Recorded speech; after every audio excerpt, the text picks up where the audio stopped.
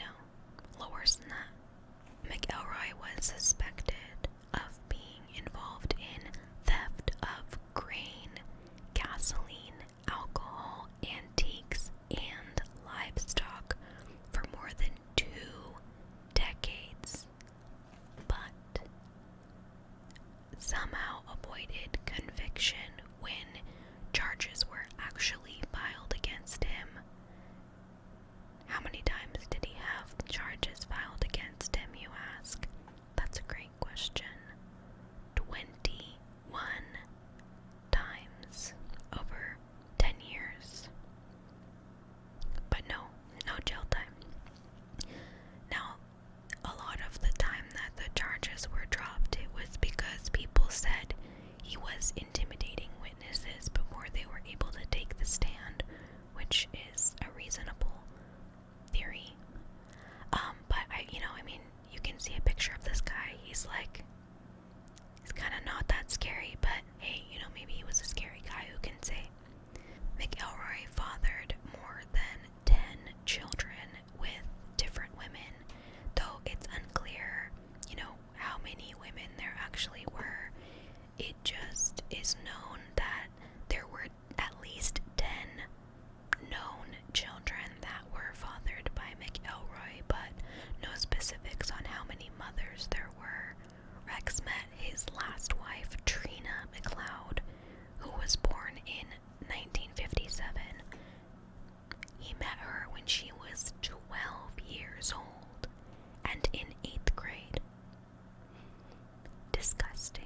You're sick. You're sick. She's a child. Anyway, so her parents were obviously opposed to the relationship at first, and so they let him know that they did not agree to them being in a relationship. So what did Rex do? He obviously talked to the parents, right, and tried to reason with them.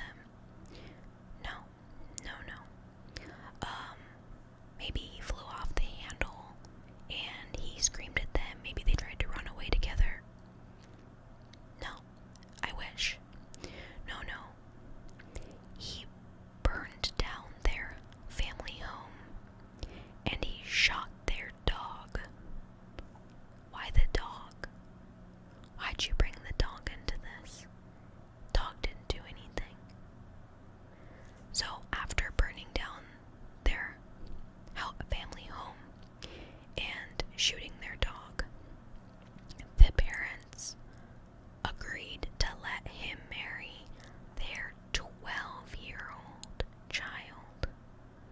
So obviously this poor child is a victim of rape because she's a minor and she can't consent. She can't even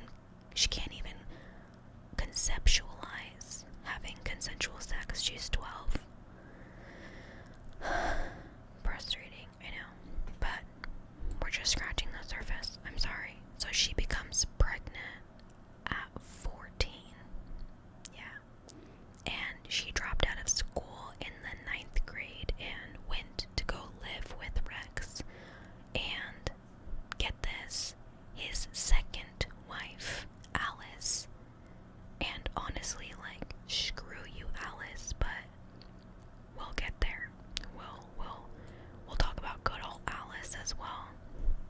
It actually turned out that Rex divorced Alice so that he could marry Trina in order to escape the statutory rape charges, because obviously Trina was 12, but since her parents consented to the marriage and he married her, he circumvented the law and was no longer able to be charged with statutory rape because that was his wife. I know. The system was awful. So 16 days after Trina gave birth, both she and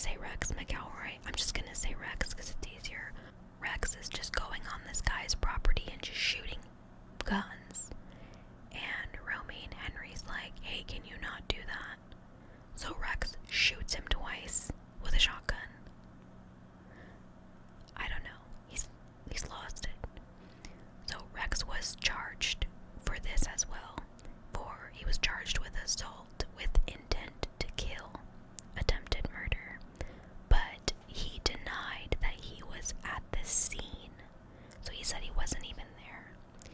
And the case kept dragging on without a set court date, so it just kept being dragged out. And Henry said that Rex parked outside his home at least 100 times to try to intimidate him while this date was going to be set. At the trial, finally, there were 2 raccoon hunters that testified that they were both with Rex on the day of the shooting and that they were nowhere near Henry's property. So he actually ended up getting acquitted for this assault charge where he shot this man in the leg on his own property because 2 random witnesses were like, yeah, he was with us. So he ended up getting acquitted. I know, the system sucks. So here's where we get to the juicy business. By now you probably hate Rex. We all hate Rex. In 1980, one of Rex's many, many children got into an argument with a cashier at a local grocery store owned by Ernest Bowenkamp because he was following in his dad's footsteps, of course, and he was trying to steal some candy from the grocery store. So what does Rex do? He starts stalking Bowenkamp and his family and eventually threatened this man who is 70 years old, 70. He threatens him with a shotgun behind the grocery store, all because this guy told Rex's child not to steal a candy bar. He ends up shooting Bowenkamp in the neck, and by the grace of God, this man survives this gunshot to the neck, and Rex was arrested again on attempted murder charges. He was convicted of assault at the trial, but he was freed on bail pending appeal. I don't know why this guy keeps getting let out of jail on bail, because he's clearly a reoffender, but they let him out on bail again. Immediately after being released, Rex goes to the local D&G cavern with an M1 Garand rifle with a bayonet on the end of it. Yeah, like a bayonet. Like, what is this, the Civil War? And made a whole bunch of really graphic threats to Bowenkamp. A bunch of people in the bar pretty much said they're done. They've had enough of this man threatening people in the town, especially this sweet 70-year-old man at the local grocery store. Like, come on. And so they banded together to see if there was anything they could legally do to prevent Rex from harming anyone else. And the sheriff for Nottoway County, his name was Dan Estes, suggested that they form a neighborhood watch. And I was like, isn't that your job? Like, isn't this your job to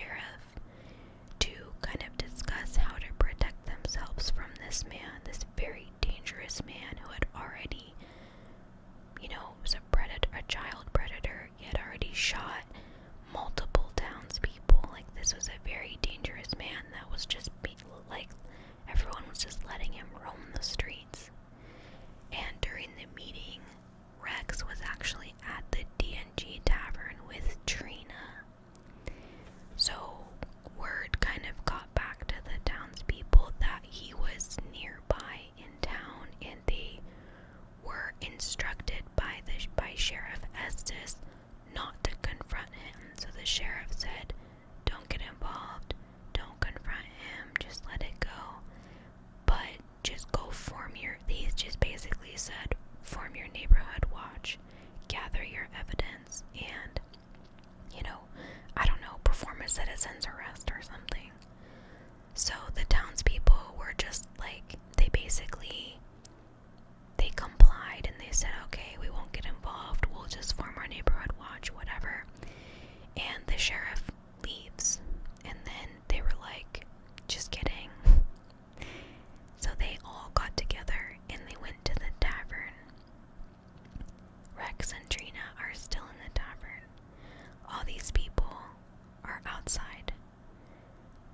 After McElroy finishes his drinks, he buys a 6-pack of beer and he leaves the bar and gets into his truck with Trina. Someone, and it's never been confirmed who did it, someone shoots McElroy while he's sitting in his truck. He was shot several times, hit twice, once by a centerfire rifle and another by a .22 rimfire rifle. So there is a factual confirmation that he was shot with with 2 different guns. So potentially 2 different gunmen. All in all, this is the best part. All in all, there were 46 witnesses to the murder, including Trina, who was in the truck in the front seat. No one called an ambulance. Only Trina seemed to be able to identify the gunman, but the rest of the witnesses claimed to not be able to identify who fired the fatal shots. There were 46 people, and all of them were like, I don't know who did it. So the DA declined to press charges against anyone, and a federal investigation was conducted and didn't lead to anyone being charged with the murder. And Trina ended up filing a $5 million wrongful death lawsuit against the town of Skidmore, the county, the sheriff, the mayor, and a man she accused of killing Rex.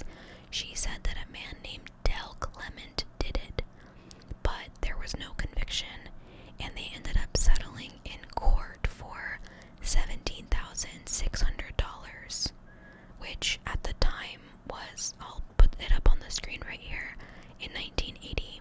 That's how much that was. And no one admitted to guilt. No one was charged with the murder, and nobody ever came clean or snitched. That was that. And then Trina, she took her money and she ended up dying of cancer in 2012 on her 55th birthday. So she lived until 55 and never had to deal with Rex ever again. And yeah, that is the story of the murder that no one wanted to solve. And it's so funny because I don't know if they planned on shooting him at the time, or maybe it was kind of a spur of the moment, like, he's here, let's just do it, they're never gonna take him down. And then like somebody just like ushering the shooter through the crowd and being like, go, go, go, go, go. But good riddance, Alice, you're garbage for complying with this. I mean, she probably had Stockholm Syndrome, but I mean, still. So, rest in hell, Rex and Trina. I hope that you found peace by the end, but that was the story of Rex. Can Rex McElroy. Let me know if there are any other stories that you want me to go over. I am, at this time, I'm trying to